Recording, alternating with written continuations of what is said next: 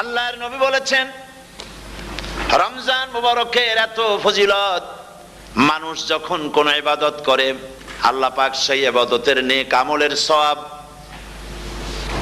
10 থেকে শুরু করে 700 পর্যন্ত বাড়ায় দেন।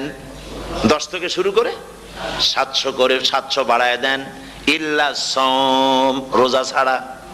নবীজি বলেছেন রমজান মুবারকে কেউ যদি একটি নফল কাজ আদায় করে, একটি নফল ইবাদত করে, অন্য মাসের একটি ফরজ আদায় করার সওয়াব আল্লাহ পাক নামায় আমলে দিয়ে দিবেন। রমজান মুবারকে কেউ যদি একটি ফরজ আদায় করে, অন্য মাসের 70টি ফরজ আদায় করার মতো সওয়াব আমলনামায় আল্লাহ দিয়ে দিবেন। সুবহানাল্লাহ।